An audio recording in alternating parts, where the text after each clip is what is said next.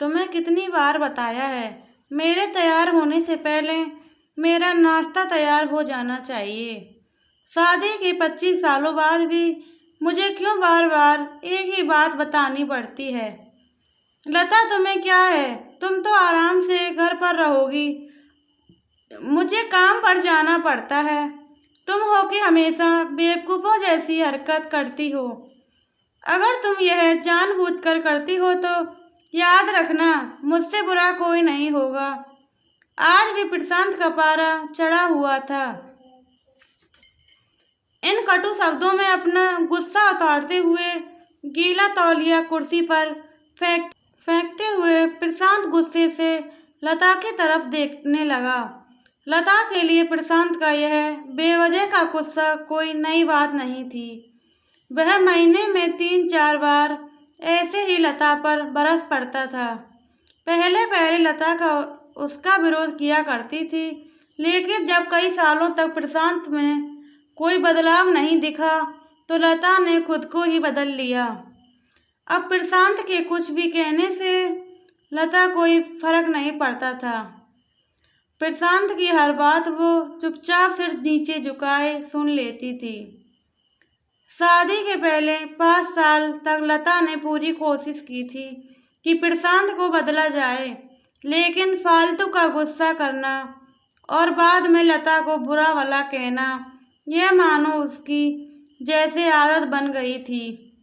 कोई भी वाद विवाद होता तो प्रशांत सीधे लता को बोल देता, अगर मैं तुम्हें अच्छा नहीं लगता तो क्यों नहीं चली जाती अपने मायके, क्यों रहती हो मेरे साथ? इतना सब कुछ होने के बावजूद लता प्रशांत के साथ रहती थी, क्योंकि उसे अपनी बेटी की फिक्र थी और वह जाती भी कहाँ। अपने बूढ़े हो चुके माँ बाप को इस उम्र में परेशान करना वह नहीं चाहती थी। समाज और लोग क्या कहेंगे, यह भी तो उसे देखना था। वह पढ़ी लिखी भी तो नहीं थी कि खुद जाकर कोई नौकरी कर सके और अपना और अपनी बेटी का पालन पोषण कर सके। लता को अब अपनी फिक्र नहीं थी, उसको फिक्र थी तो बस अपनी शादी लायक हो रही बेटी की। लता नहीं चाहती थी कि पति पत्नी के झगड़े की वजह से काव्या डिस्टर्ब हो। काव्या की पढ़ाई पूरी हो चुकी थी, उसके लिए अब शादी के रिश्ते आने लगे थे। कई रिश्तों को काव्या ठुकरा चुकी थी। 2-3 महीने बाद एक अच्छा रिश्ता आया। रिश्तेदारों और पहचान के लोगों ने भी उस लड़के के बहुत गुणगान किए थे। प्रशांत एक शाम अपनी बेटी के पास बैठकर उसे बताने लगा, काव्या बहुत अच्छा लड़का है, पढ़ा लिखा है, बड़ा घर है, बहुत अच्छी नौकरी है। ऐसे रिश्ते बार बार नहीं आते बेटा, इस बार मना मत करना। काव्या अपने पिता से ज़्यादा बात नहीं करती थी, शायद डरती थी या शायद नफरत करती थी, लेकिन आज वो अपनी पूरी हिम्मत इकट्ठा कर बोली, मुझे अभी शादी नहीं करनी पापा, मैं नौकरी करना चाहती हूँ, खुद अपने पैरों पर खड़ी होना चाहती हूँ।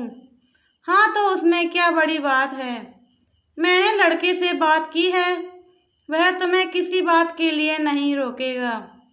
तुम शादी के बाद भी नौकरी कर सकती हो, वह तुम्हें नौकरी के लिए परमिशन दे देगा। प्रशांत बोला, मेरा नौकरी करना या ना करना उसकी परमिशन पर क्यों डिपेंड रहेगा पापा?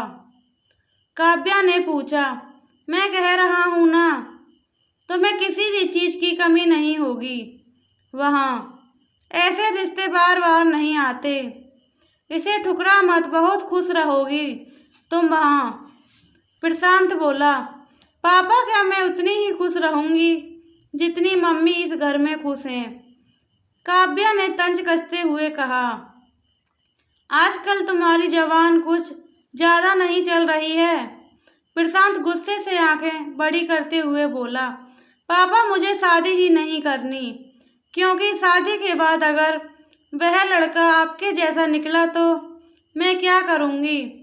मुझे आपके जैसा जीवन साथी नहीं चाहिए जो बिना बात के मुझ पर हमेशा चिल्लाए।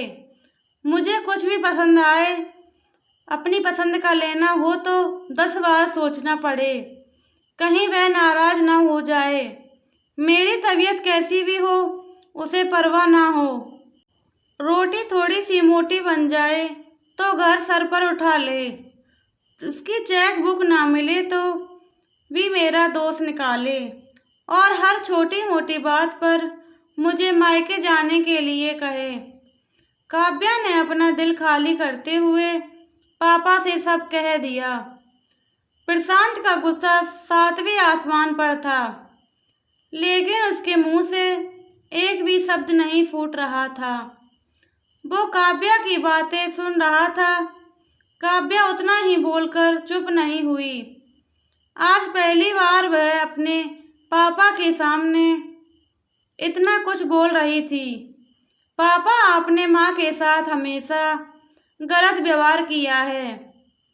आप अपने ऑफिस का गुस्सा बिना सोचे समझे माँ पर उतार देते हैं। कभी इस बात की परवाह भी नहीं करते कि उन्हें कैसा लगता होगा। आपकी बातें सुन सुनकर माँ ने अपना स्वाभिमान खो दिया है। प्रशांत आज पहली बार अपने किए बर्तावों को महसूस कर पा रहा था। वो इतना ही बोल पाया, जो तुम्हारा मन है वो करो। मैं तो इतना बुरा हूँ ना। काव्या ने प्रशांत का हाथ पकड़ा और बोली, पापा, मुझे सिर्फ एक सवाल चाहिए।